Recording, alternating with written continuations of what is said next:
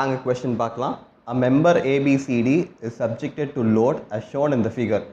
Calculate the force P necessary for equilibrium and the total change in length of the bar. Take Young's modulus E is equal to 210 kilonewton per mm square. வாங்க கொடுத்துருக்கிற கொஸ்டினோட diagram வரையலாம். நமக்கு என்ன இருக்கு, member ABCD இருக்கு, கரெக்டா? இது A, B இதை விட கொஞ்சம் பெரிய டயமீட்டராக இருக்கு. இது மூணாவது ரீஜன். ஓகே, நம்மக்கிட்ட என்ன இருக்கு, A B C Dன்னு ஒரு மெம்பர் இருக்கு. இந்த மெம்பரோட லென்த் எல்லாம் வரைஞ்சிடலாம். ஃபர்ஸ்ட் ரீஜனோட லென்த்து 600 mm, செகண்ட் ரீஜனோட லென்த்து 1000 mm, மூணாவது ரீஜனோட லென்த்து 1200 mm. ஓகே, இப்போ முதல் ரீஜனோட ஏரியா 100 mm ஸ்கொயர் கொடுத்துட்டாங்க. 600 mm ஸ்கொயர். ரெண்டாவது ரீஜனோட ஏரியா 2400 mm ஸ்கொயர். மூணாவது ரீஜனோட ஏரியா 1200 mm ஸ்கொயர். கரெக்டா? இப்போ இந்த மெம்பர் வந்து சப்ஜெக்டட் டு லோட்ஸ். ஸோ இந்த எண்டில் லோடு இவ்வளோ ஆக்ட் ஆகுதுன்னா 200 கிலோ நியூட்டன் ஆட் ஆகிட்டு இருக்கு. ஸோ இந்த ரீஜனில் லோட் 500 கிலோ நியூட்டன் ஆட் ஆகிட்டு இருக்கு. இந்த பாயிண்ட்டில் லோடு ஆக்ட் ஆகுது, இது பேர் Pன்னு வச்சுருக்காங்க. P நம்ம கண்டுபிடிக்கணும். அதே மாதிரி இந்த எண்டில் வந்து 50 kilo Newton is being applied. Okay, so நம்மள கொஸ்டின் என்ன கேட்டிருக்காங்க, யங்ஸ் மாடுலஸ் வேறு தந்திருக்காங்க, மெட்டீரியலோட யங்ஸ் மாடுலஸ். மெட்டீரியலோட யங்ஸ் மாடுலஸோட வேல்யூ என்ன கொடுத்துருக்காங்கன்னா 210 kilo Newton per mm square. So கிலோவுக்கு பதில் நான் என்ன எழுதலாம், into 10⁻³ newton per mm square. Okay, மூணுமே ஒரே மெட்டீரியலிருந்து பண்ண மாதிரி இருக்குது, அதனால மூணுத்துக்கும் ஒரே யங்ஸ் மாடுலஸ் தான். நம்ம டு ஃபைண்ட் என்னன்னு பார்த்தோன்னா, to find the load P, இந்த P என்னதுன்னு கண்டுபிடிக்கணும். அண்ட் என்ன, டோட்டல் எலாங்கேஷன். இது வந்து என்ன, டோட்டல் எலாங்கேஷன். இந்த சிஸ்டம் ஆஃப் ஃபோர்ஸஸ்னால என்ன ஆகும், இது நான் ரீஜன் 1 எடுத்துக்கிறேன், இது ரீஜன் 2ன்னு எடுத்துக்கிறேன், இது ரீஜன் 3ன்னு எடுத்துக்கிறேன். இந்த சிஸ்டம் ஆஃப் ஃபோர்ஸஸ்னால என்ன ஆகும், ஒரு ரீஜனும் எலாங்கேட் ஆகும். எதை பொறுத்து, அதில் உருவாகிற ஸ்ட்ரெஸ்ஸை பொறுத்து. ஸோ இதில் வந்து நான் என்ன எடுக்கிறேன், டெல்டா L1 வந்து என்ன, change in length due to the forces acting on the region 1. Okay, so அதே மாதிரி டெல்டா L2 வந்து என்ன, change in length of region 2. அதே மாதிரி டெல்டா L3 வந்து change in length in region 3. So total change in length எப்படி எழுதலாம், delta L1 plus delta L2 plus delta L3. ஆனால் நம்மளுக்கு என்ன தெரியும், வீணோ என்னது, delta L is equal to PL/AEன்னு தெரியுமா? ஸோ அதனால் என்ன பண்ணலாம், இந்த டெல்டா Lக்கு பதிலாக ஐ கேன் சப்ஸ்டியூட் PL/AE. அப்போ total change in length delta L will be equal to PL/AE plus PL/AE plus PL/AE. கரெக்டா? ஸோ இந்த P என்னன்னா லோட் இன் ரீஜன் 1. ஸோ இதில் நம்மளுக்கு என்ன லோட் இன் ரீஜன் 1 தெரியல. இந்த எண்டில் 50 கிலோ நியூட்டன் அப்ளை பண்ணுறோம், ஆனால் ரீஜன் 1ல் எவ்வளோன்னு தெரியல. ஓகே, அதே மாதிரி L1னா என்ன, லென்த் ஆஃப் ரீஜன் 1. A1னா area of region 1, Young's modulus of region 1 2 2 2 2 3 3 3 3.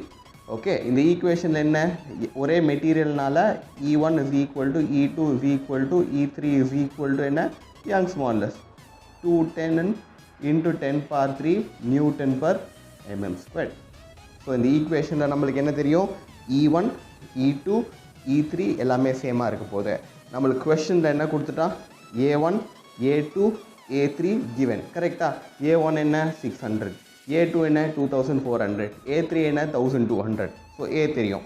So L1 L2 L3 அதுவும் தெரியும் நம்மளுக்கு. ஓகே, L1 600, L2 1000, L3 வந்து 1200. நம்மளுக்கு கண்டுபிடிக்க வேண்டியது வந்து என்ன, P1 P2 P3. அதாவது P1னா என்ன, லோட் இன் செக்ஷன் ரீஜன் 1. P2னா என்ன, load acting on region 2.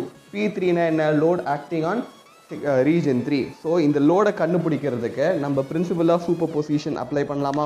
So அந்த பிரின்சிபல் ஆஃப் சூப்பர் பொசிஷன் என்ன சொல்லுது? எல்லா ரீஜனும் தனித்தனியாக வரைஞ்சி அதில் இருக்கிற ஃப்ரீ பாடி டயக்ராம் வரையுங்க. ஸோ இதை மூணுத்தையும் நான் தனித்தனியாக ஆக்குறேன். ஸோ தனித்தனியாக ஆக்குனா இது ரீஜன் 1, இது ரீஜன் 2, இது ரீஜன் 3. ஓகே, 3 ரீஜனாக எடுத்தாச்சு. இந்த ரீஜன் இதுக்கு பேர் வச்சிடலாம் AB, இது BC, இது CD. ஓகே, நான் இங்கே இது இப்படி வந்ததுன்னா இதை அப்படியே 3 தனித்தனி பாட்டை ஆக்குறேன். இப்போது இந்த ஒரு ரீஜன்லேயும் எவ்வளோ ஃபோர்ஸ் ஆக்ட் ஆகுதுன்னு தெரிஞ்சுக்கிறதுக்கு நான் என்ன பண்ண போகிறேன்? இங்கே ரீஜன் AB ரீஜனில் நான் என்ன பண்ணுறேன்? ஒரு செக்ஷன் வரைகிறேன். கரெக்டாக? ஸோ இது வந்து ஈக்குலிபிரியம் கண்டிஷனில் இருக்குது. ஈக்குலிபிரியம் கண்டிஷனை என்ன? நம்மக்கிட்ட இருக்கிற மெம்பர் ரைட்லேயும் மூவ் ஆகாது, லெஃப்ட்லேயும் மூவ் ஆகுது. கரெக்டாக? அப்போது summation of force along X direction என்னவாக இருக்கணும்? 0. அதாவது லெஃப்ட் சைடில் என்ன ஃபோர்ஸ் ஆக்ட் ஆகுதோ அதுதான் இந்த ஆப்ஜெக்ட்டுக்கு ரைட் சைடில் ஆக்ட் ஆகணும். ஸோ நீங்கள் வந்து இந்த ரீஜனில் எவ்வளவு லோட் ஆக்ட் ஆகுது கண்டுபிடிக்கிறதுக்கு நீங்கள் என்ன பண்ணலாம்? Summation of force to the left of the section பண்ணலாம், இல்லாட்டி summation of force to the right side of the section பண்ணலாம். இப்போ நான் செக்ஷன் இங்கே வரைஞ்சிருக்கேன். இந்த செக்ஷனுக்கு நான் 1-1ன்னு பேரும் கொடுத்துக்கிறேன்.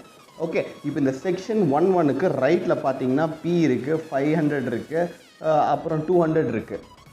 மூணு ஃபோர்ஸ் இருக்குது. ஆனால் அதுவே லெஃப்ட்டில் பார்த்தீங்கன்னா ஒரே ஒரு ஃபோர்ஸ் தான் இருக்குது. ஸோ இப்போ இதை எவாலுவேட் பண்ணுறது ஈஸி. லெஃப்ட்டில் என்ன இருக்குது அதுதான் ரைட்லேயும் இருக்கணும். லெஃப்ட்டில் எவ்வளோ வருது? 50 கிலோ நியூட்டன் வருது. அப்போ ரைட்டில் என்ன இருக்கணும்? அதே 50 கிலோ நியூட்டன். ஆனால் நம்மளுக்கு என்ன தெரியும்? இந்த 3 ஃபோர்ஸையும் ஆட் பண்ணால் நம்மளுக்கு என்ன வரும்? 50. ஏன்னா நம்மளுக்கு 50 கொஸ்டினில் கண்டுபிடிங்கன்னு கொடுத்துருக்கான்.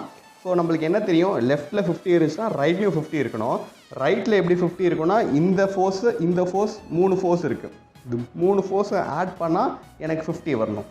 அதாவது force P plus force P minus, ஏன்னா ரைட் சைடில் போகிற ஃபோர்ஸை நான் பாசிட்டிவ்னு எடுத்துக்கிறேன், லெஃப்ட் சைடில் போகிற ஃபோர்ஸை நெகட்டிவ்னு எடுத்துக்கிறேன்.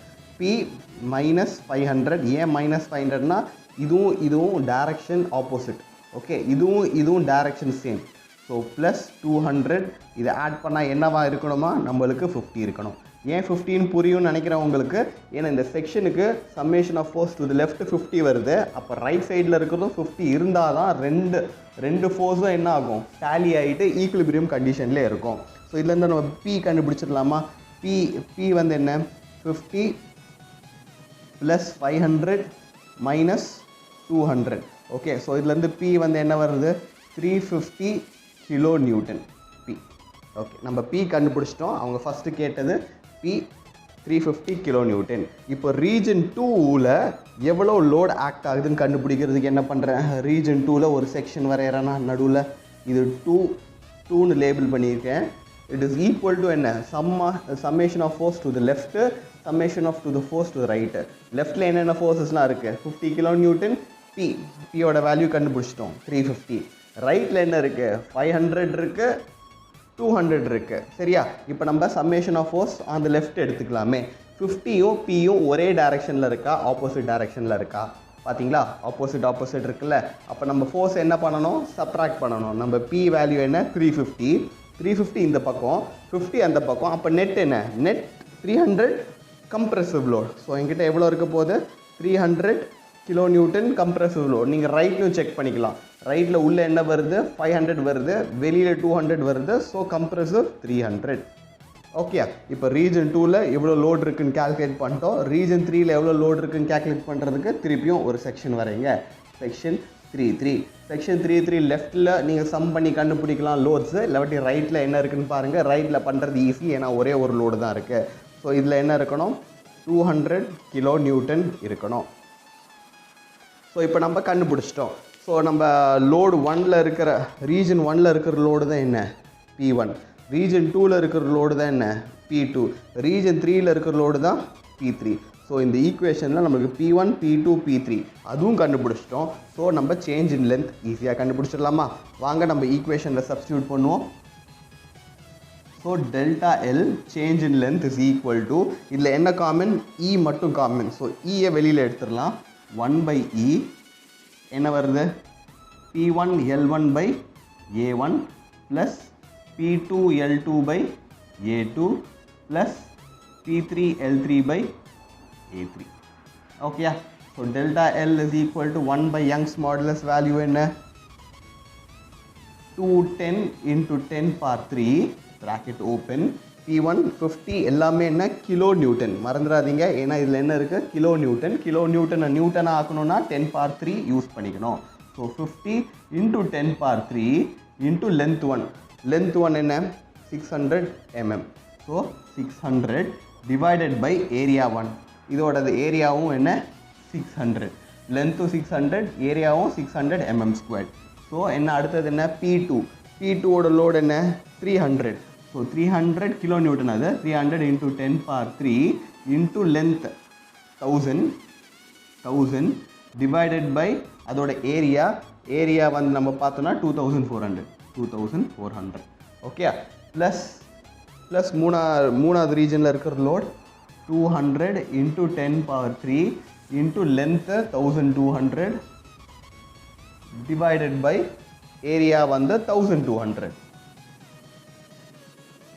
ஓகே இது சால்வ் பண்ணால் நம்மளுக்கு என்ன கிடச்சிக்கிறோம் டோட்டல் சேஞ்ச் இன் லென்த் கிடச்சிரும் வாங்க இப்போ கால்குலேட்டரில் ப்ளக்இன் பண்ணலாம் வேல்யூஸை ஸோ நான் இதை எவாலுவேட் பண்ணுறேன் ஃபஸ்ட்டு இதை எவாலுவேட் பண்ணி ஆன்சரை வந்து மெமரியில் ஸ்டோர் பண்ணிவிட்டு அது divided by Young's modulus value பண்ணிக்கலாம் ஸோ வாங்க டைப் பண்ணலாம் 50 into 10 power 3 into 600 divided by 600 plus 300 into 10 power 3 into 1000 divided by 2400 plus 200 into 10 power 3 into 1200 divided by 1200 expression evaluate பண்ணிட்டேன் ஆன்சர் கிடச்சிருச்சு வந்த ஆன்சர் டிவைடட் பை இந்த Young's modulus value bracket open பண்ணிவிட்டு 210 into 10 power 3 okay எனக்கு என்ன கிடச்சிருக்கு total elongation 1.785